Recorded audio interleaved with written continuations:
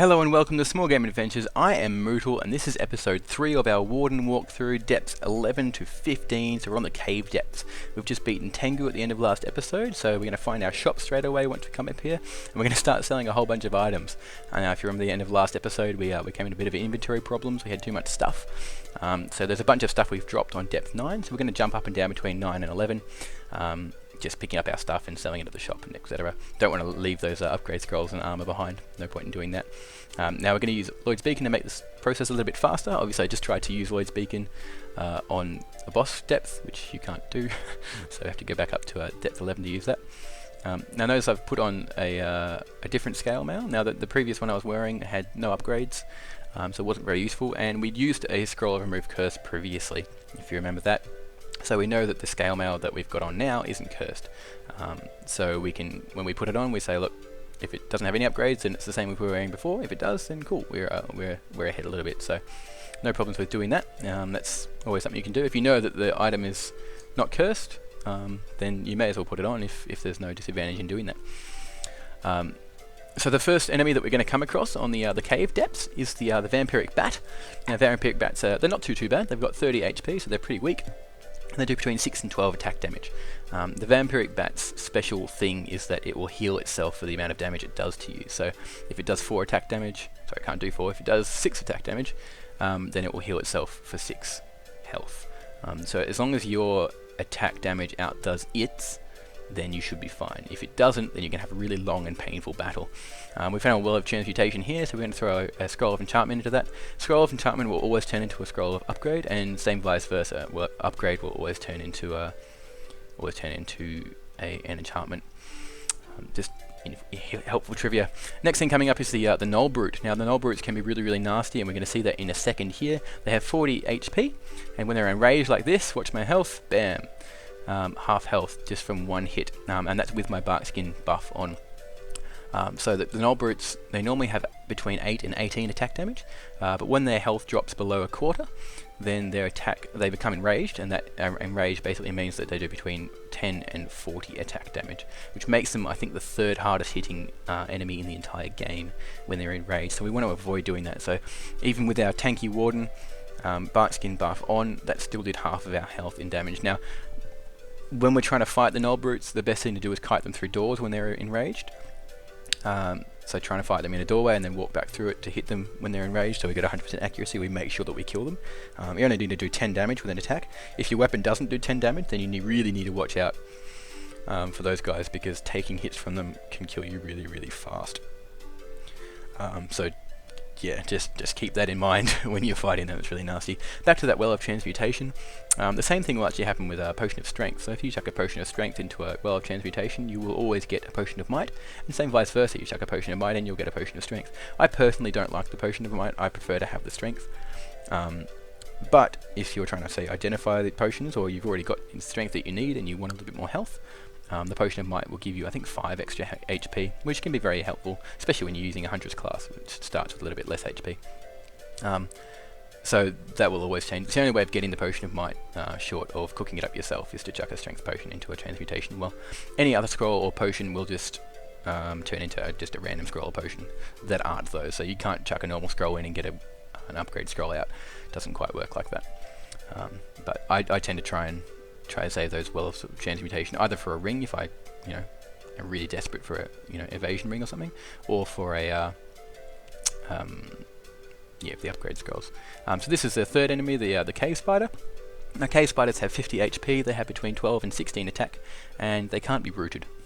The reason for which is that they can actually root you. So they have a 50% chance of poisoning you when they attack, as we saw just then, and when they do poison you, they'll start to run away. So they'll run away from you down a corridor or a room, or whatever it is, and they'll start dropping this kind of spiderweb stuff behind them. If you walk into that spiderweb, you will get rooted. You won't be able to move for a couple of turns, so I'm going to try and avoid that normally.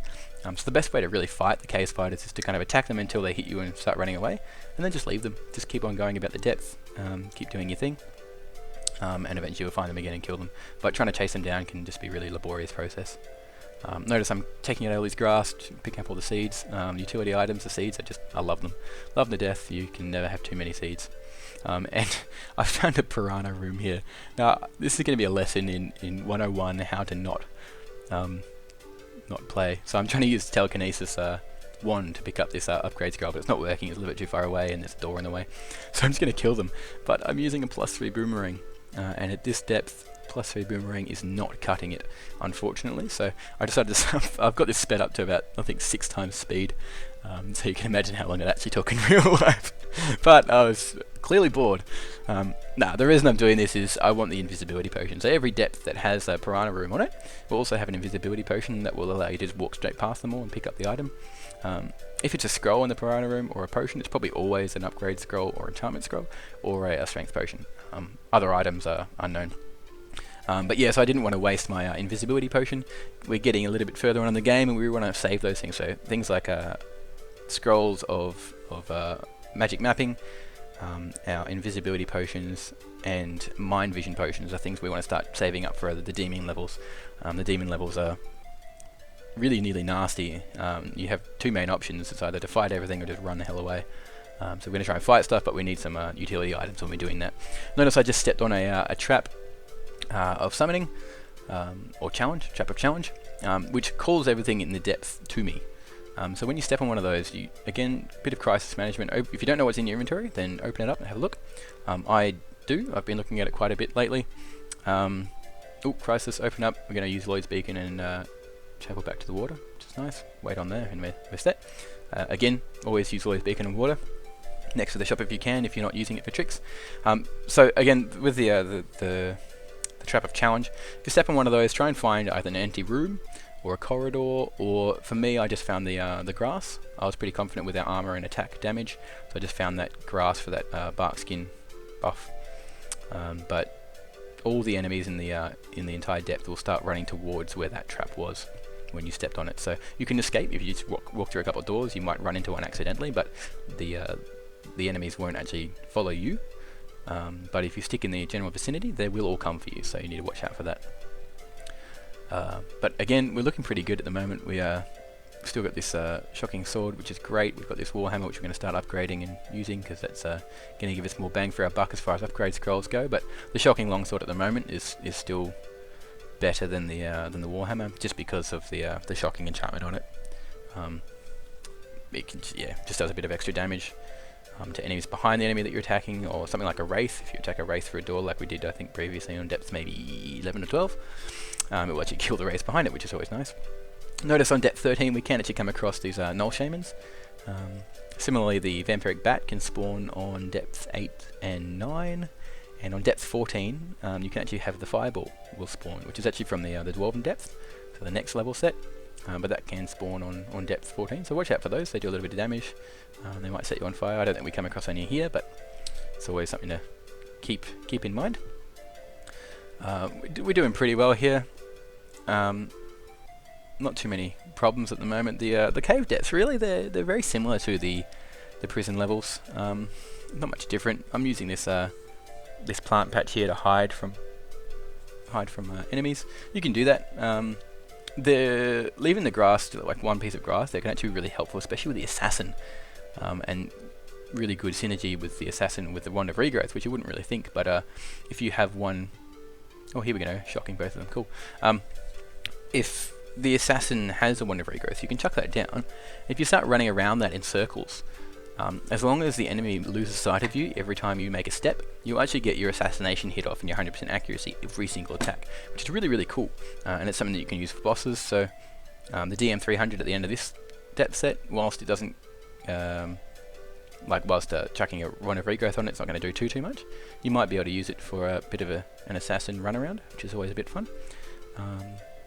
Or just hiding. That one's really, I love that one. It's great. But yeah, so patches of grass are good. Anything that makes the enemy lose sight of you will result in a 100% accuracy hit or a surprise attack once you attack after it, which is kind of handy. I'm just walking straight through these traps here. I'm not too worried about something coming up behind me and killing me. And same down here, I found a toxic gas trap. I'm like, well, I can just walk through here and yeah, I'll be fine. Again, I've got plenty of health here. I've got plenty of health potions. I've got my Duval still up. I'm feeling pretty confident, and you'll get an idea for that. Like, sometimes you just have the inkling, like, oh, something's going to go wrong, and that'll happen. But yeah, I'm feeling pretty good at the moment, even though my health's low here. I've got plenty of potions. I'm, you know, pretty happy with how it's going. Now, there's a skeleton in this room, and this skeleton has a bit of a backstory that I'm going to tell you about. But one thing you can do with hero remains, when you activate them, you can use one of telekinesis, and you'll pick up the item underneath them without having to kill the waste first. But this item here is a plate mail, and it's a plate mail +7, which is kind of ridiculous. Obviously, this was a hero remains, and it was very disappointing. This hero remains wasn't intentional. I was a sniper on depth, the cave depths. I had tons of awesome items. A null brute hit me massively, took out my Duvile, and then I found a fireball on depth 14, and he killed me really fast, and I didn't expect it, and it hurt. I still had 15 health potions, and I could have used all of those, but I didn't. So that's how there is a +7 plate mail on depth 14 of this run. So again, not entirely intentional, and that was really painful to go through. I did record it, which was nice. Maybe I'll go through it. I was trying to prove that you can actually beat the game just by upgrading armor with pretty much any of the hero classes if you get a decent run. But I was a little bit too jealous with my health potions and paid the ultimate price there, which is unfortunate, and a couple of tears might have been shed. But hey, you know, bright side is we now have a +7 plate mail on our warden, so feeling extremely confident now with our warhammer, our plate mail. We've got two of the best items in the game. We're a warden, so we're already tanky with our bark skin. So feeling very happy now. So it's a very nice little surprise actually when I was doing this walkthrough.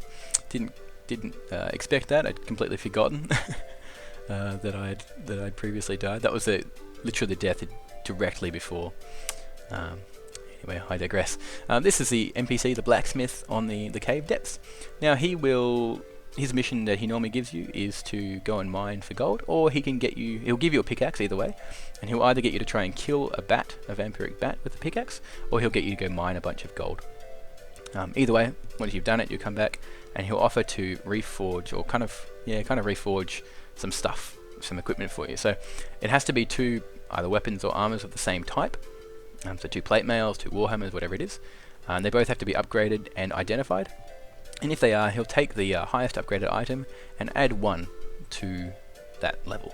So if I say have my warhammer +4, and I have another warhammer that's +2 or something, if I give them both to the blacksmith, he'll give me a warhammer +5 back. So +4, +1, so highest level +1. It doesn't act, so if you have an enchantment on, it won't keep it might keep the enchantment, but it's the same as adding an upgrade scroll. So you're not guaranteed to keep that enchantment, so keep that in mind. It's essentially just an upgrade scroll that you're losing an item for, so whether you reckon that's worth it or not, it's up to you. I don't have any duplicate items, so I'm not even going to do the quest, and there's no negative effects to not doing the quest. In the next depth set, the imp, you have to do the quest there, otherwise there's no shop, but the blacksmith's just similar to the ghost and the wand maker. You can choose not to. Obviously the previous two, they give you helpful things. The blacksmith's only helpful if you've got the right items, so we can pick up these items and sell them. There's always a couple that will spawn in the room with him, but otherwise we're just going to ignore him really. We don't need any further upgrades on our stuff, and we don't have a spare warhammer to waste on it anyway, so that's alright. That will reset the degradation. Again, it's exactly the same as a scroll of upgrade, so yeah, a bit handy. The boss, the DM300, is a little bit interesting. He has 200 HP, so he's quite tanky, and does between 18 and 24 attack damage, so not too much attack, but a lot of health, and he will have toxic gas around him at all times that spawns from him. Now, we're feeling pretty good. We're going to make sure that our warhammer doesn't degrade while we're fighting him. Put some upgrade on that, use the weight stone on that. Now, we have an earthroot seed, so we're basically just going to tank him with a +8 plate mail. We have no troubles with this boss just tanking him, so we're going to chuck down the earth seed. I apologise for the quality of this video here, it's a different recording, so I stopped and started again. But yeah, no problems here. We're just gonna tank him to the face. There are a couple of different ways you can do this with the DM300. You do have to be really wary though. See all the triggered traps around the joint. If he steps on one of those, he'll heal fully, so you don't want to let him step on those if you're going to try and kite him. So kiting is one of the only ways you can do it with, say, like a sniper or a warlock maybe, not a warlock, so a battle mage, but you need to be really careful where you're letting him walk. Now obviously we've picked up a ring of thorns here. There's a 1 in 3 chance of you picking that up when you kill the DM300. so that's pretty handy, and he'll always drop the skeleton key, but that's about it. Yeah, so that was pretty easy for us, but that's very much a gateway boss, and by gateway boss I mean if you don't have the right utility items, you don't have the right armor or weapon, you'll die really fast to him. If you're going to try and run away, he's probably going to step on traps and heal to full. You need to attack him head on or have a bunch of utility items that you can throw at him. Crippling javelins or tomahawks or stunning, that kind of thing. You need something. So if you get to the DM300 without utility items and without decent armor and weapons, you're just going to die. And there's really no way of getting around that. So he can be very frustrating sometimes, but if you've got the right setup like we did, you should have no problems with him. So yeah, a bit of a turning point in the game there. So a bit interesting, we've picked up a plate mail, we've got some decent weapon going with our warhammer. We're feeling pretty confident for the next depth set, which is the dwarven depth, which will be a bit fun. It'll be episode 4. I hope that's been enlightening. If you have any ideas for like little mini episodes or anything else at all, please let me know. Send me a message, send me an IM, leave a comment on the video. Like and subscribe if you want to see more, if you want to be updated when I update videos. And until next time, keep having fun.